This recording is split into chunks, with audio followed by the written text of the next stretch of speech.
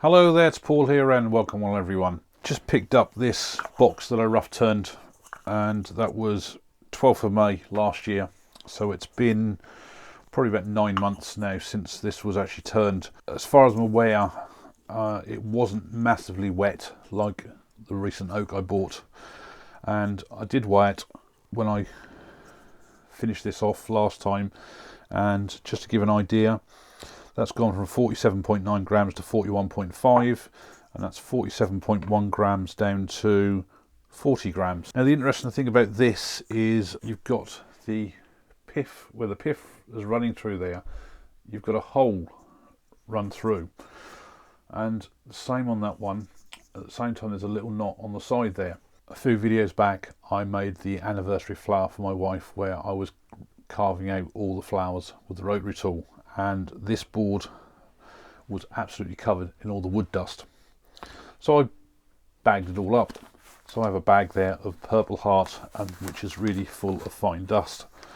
So I'm going to fill these holes with Purple Heart, but before I do that I want to turn these down to near enough to towards the finished size of the shape, certainly on the inside. The reason why I want to do that is because I want to see how well this bottom comes up in here, because it really will be susceptible to tear out on there, and if necessary soaking that with epoxy resin or something like that, even with the Purple Heart, will help stiffen that all up, and I'll then hopefully be able to get a better finish.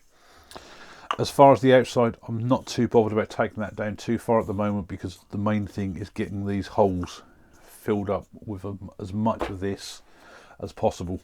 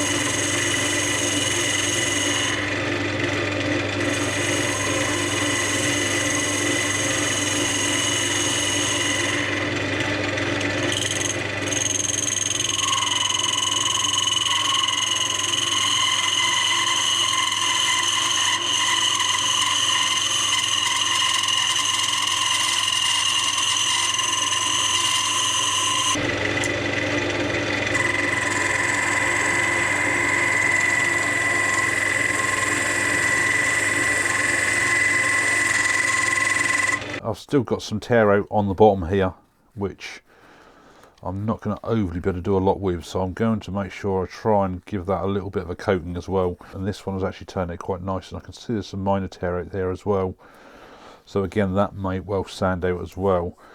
But before I can fill these, what I need to do is I need to really just block up the holes on the outside, and I need to do that ideally so the glue doesn't run right the way through. And I'm just going to use some bit of hot glue just to bung up those holes.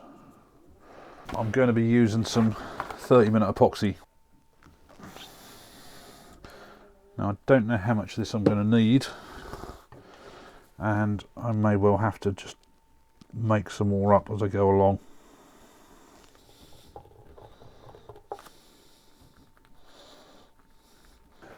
Just got a small blowtorch here, because one, it will help get rid of the bubbles, and two, it will help heat it up so it becomes more runnier again. So now I shall just mix some purple heart in there, and I don't know how much I'm going to need, so just going to put a pile in there like that.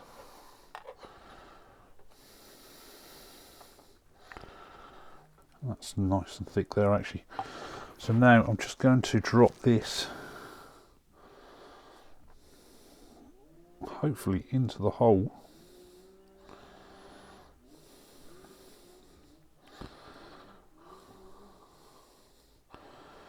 And this is where I'm making sure it's as runny as possible.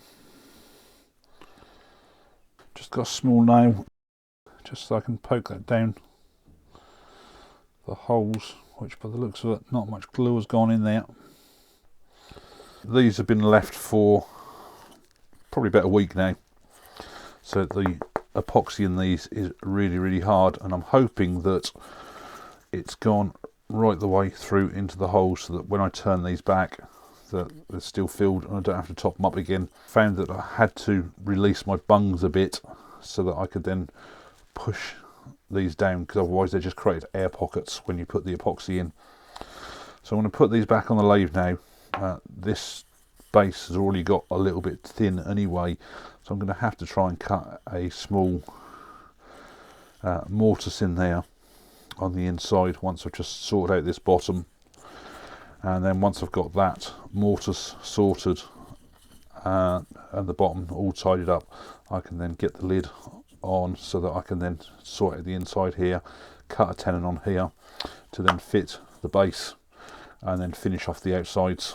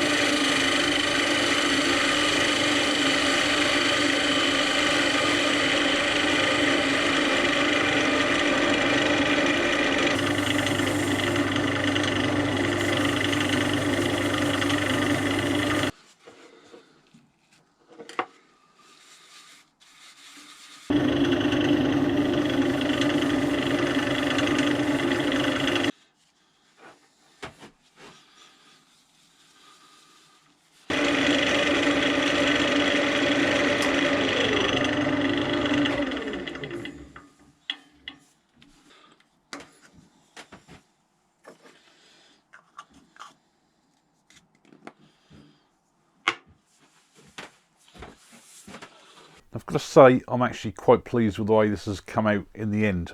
Now I've got to confess that I'm having an absolute nightmare this weekend with making boxes. It's been quite a while since I've made any boxes, and there's two projects. I've got another one which might even be the video before this one or the video following this one, where I was making one out of this piece of wood here, which I believe is cherry.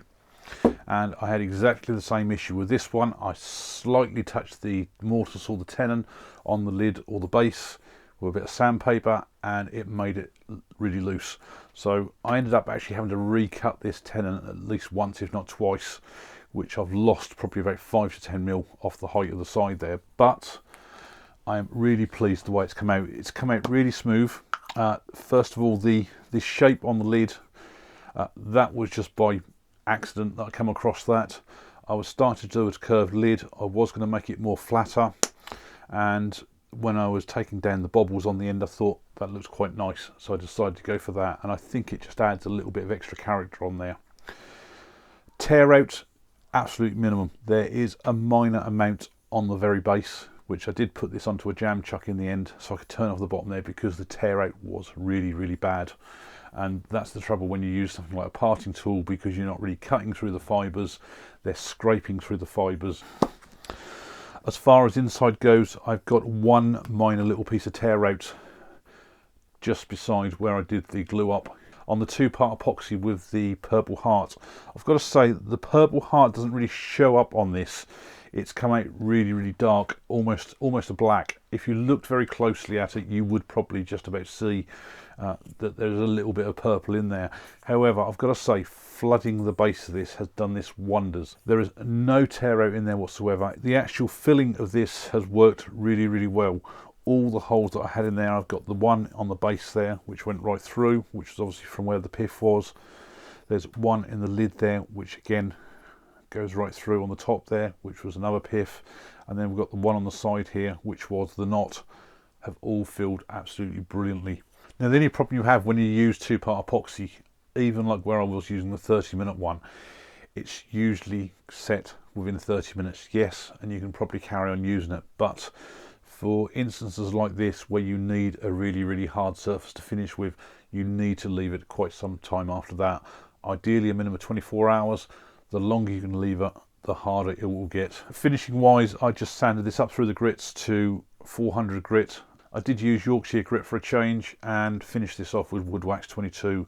And as I say, I'm really, really pleased with the final result. So hopefully this sort of just gives you more ideas of, especially if you get those holes, like whether it be a pith, knot, crack or anything like that, two-part epoxy with some wood shavings. Thanks a lot for watching.